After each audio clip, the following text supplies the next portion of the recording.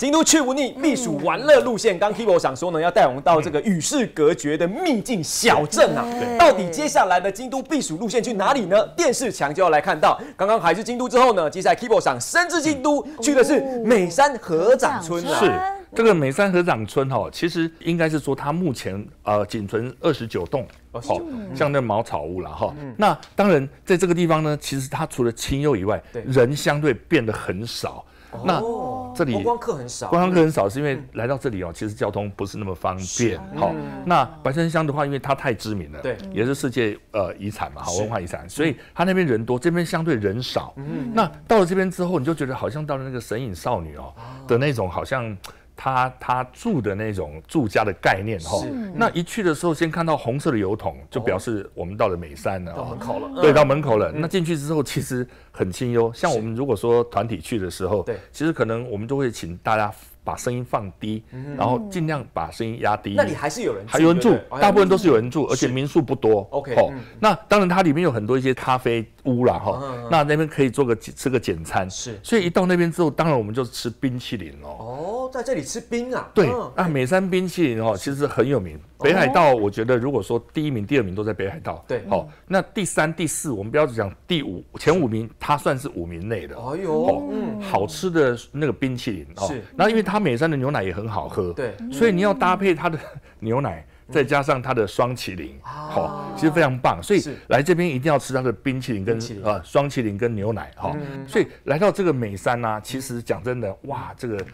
你说梦幻中的白山乡合掌村哦，不如来到这边人少的，也是一样看合掌屋。哎，虽然交通远一点，但美景是属于这种勤劳的人，花一点交通时间可以看到这种呢与世隔绝的小村啊。对，与世隔绝小村很难得哎，仙境。只是说这个深知京都啊，这边比较不好抵达。还想问一下 Windy 有没有比较亲近、比较亲切、简单的交通方式？绝对有。这个路线呢，它的电车也相当的经典，叫瑞山电车线。这个瑞山电车线，我先直接告诉大家，你直接买1日券，因为这个瑞山电车的1日券只要1200日币，非常的便宜，250块台币而已，超级便宜。你沿线你只要停2个点以上，或是3个点以上，你就算是回本，就算是非常的划算。那再加上它整个沿线呢，其实包括像琉璃光院啊，也是在这个线上，所以其实大家如果是有很多的观光景点，你想要一站一站玩，或是你规划停个3、4站的话，这样1200块的1日券，我觉得是相当便利的。那更不用说，它沿线会经过很多经典的地景，比如说刚刚讲的琉璃光院。但是另外我要跟大家介绍的这个消暑路线呢，它也是比较就是人可能比较没有那么多，观光客比较少的。台湾人知道的比较没有这么多，不像琉璃光院这么的 popular， 可是也非常的经典。那我先讲要怎么样到这个就是瑞山电车线呢？其实瑞山电车线，你如果是从京都车站出发的话，你就搭 JR 到东福寺站，然后转京阪电车到他们的这个起点叫做出庭柳站，然后出庭柳站之后就慢慢的往北坐，从出庭柳它就会有这个鞍马寺，还有就是到比瑞山这几个景点。所以其实这个列车它就是当地人都讲说春天可以赏花，夏天你就可以赏菱，然后到秋天当然就是赏枫。对，其实1年4季都可以玩，不是只有我们夏天消暑的时候。那到了这个我刚刚讲的，其实沿线有很多经典地景。首先呢，就是鞍马寺，它当然也是一个大家都会去参拜的地景。然后它有一个99折参道，甚至到了那边你可以搭乘缆车。你如果不想要走参道的话，你可以搭乘缆车往上。但我特别想要介绍的是这个贵船神社，因为贵船神社呢，它其实是日本最美神社之一，有这样的称号。那到了这个贵船神社呢，你看照片上面，它旁边的红灯楼还有石阶梯，就是一个摄影迷非常喜欢的经典地景。大家光是还没有走进去神社，在这里就真的是摆 pose 拍到不行。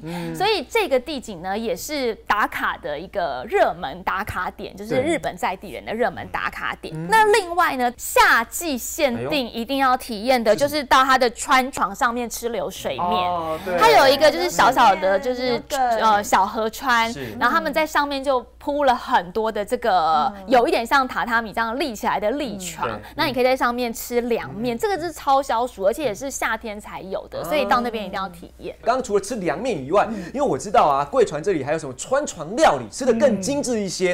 但这里的餐厅很多，提到吃就要问小胖哥了。这么多间川床料理，挑哪一间呢？推荐这家叫贝利亚。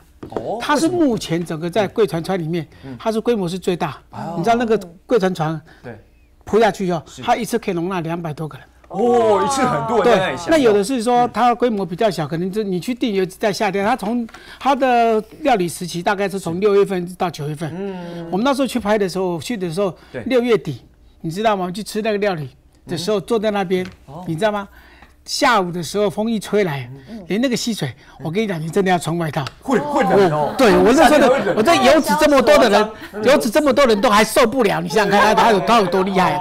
这一家的料理啊，你看香鱼。他做的摆设真的是，我跟你讲，尤其在船长这边料理啊，他从最便宜的那个所谓玉山料理，从4500。一直在2万块的日币都有。这样子看你怎么去选择。是来到这边，那个俗意都不见了。刚刚我们选的纳凉的地方嘛，要么就是山里面，要么就是靠海。对。现在呢，我带大家来到一个就是在市中心就可以纳凉的地方。哪里？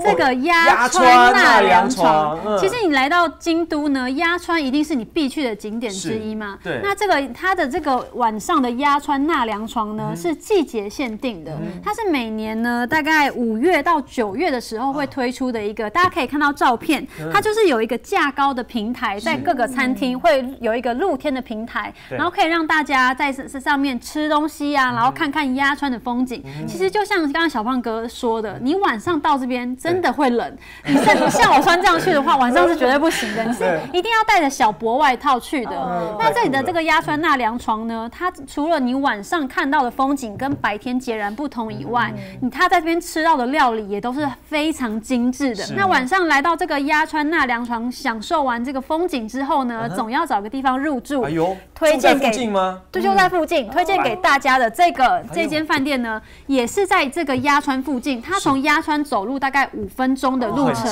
就到了，而且大家可以看到呢，结合日式跟泰式的混血儿饭店。泰式怎么说呢？因为这个饭店的设计师其实是泰国人，他是由泰国的设计师设计之后，然后再结合了一些京都的元素在里面。那你进到饭店之后呢，首先你会感觉到，像你看到这种有这种天幕，就是像很像我们在泰国那种祈福的那种感觉的。你一进到这种感觉，你就会觉得说，跟我们在日本进驻的那种饭店是有完全不一样的风格。对。然后首先它就会像你在泰国一样，它就会先送上那个冰凉的毛巾，然后送上一杯姜茶，让你就是迎宾的小点心这样子。然后接着呢，你进到房间之后，它也是非常木质调的。是。它整个房间呢，它的每一个房间都有像这样子的一个窗景可以打开。但是我那时候去入住的时候很幸运，我的房间一打开就是京都塔。那因为京都塔。它晚上也会打光，对，所以你就在晚上，你就在房间吃着它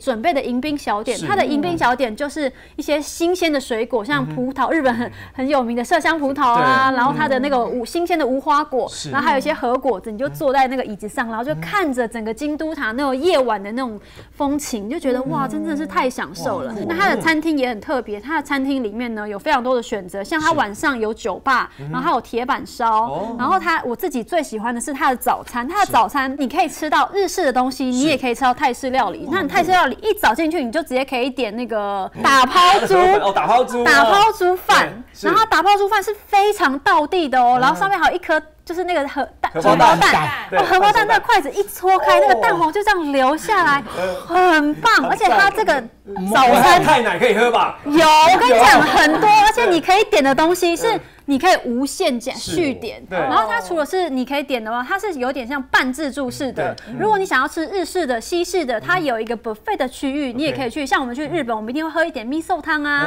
吃他们的日本那个豆腐料理，这边也都吃得到。所以在这边超级享受的。我跟你说，你进到这个地方，你几乎就可以不用出去了。算是一个什么都兼顾到，而且它外观看起来很新，对不对？外观看起来很新，它是2023年9月才开幕的，非常的新。睡的饭店呐。对，所以我就很推荐大家，如果你要来到京都鸭川这个地方的话，就直接入住这间饭店。那它价钱怎么样呢？一个晚上要多少钱呢？那么新的饭店，日式泰式结合，11000多。可是这个价钱是不含早餐的价钱啦，就是我觉得它是可能算是稍微偏贵一点，但是你来到这个地方，你真的会觉得它是物超所值的。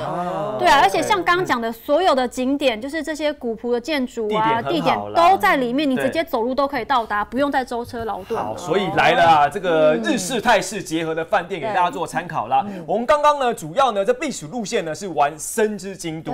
那接下来问一下小胖哥了，那小胖哥你推出的京都避暑路线带我们去哪里？我跟你讲，带大家去看最美丽的茶香，全日本最美丽的茶香，体验一下采茶、品茶跟茶料理。来，茶之京都到底怎么避暑好玩？休息一下。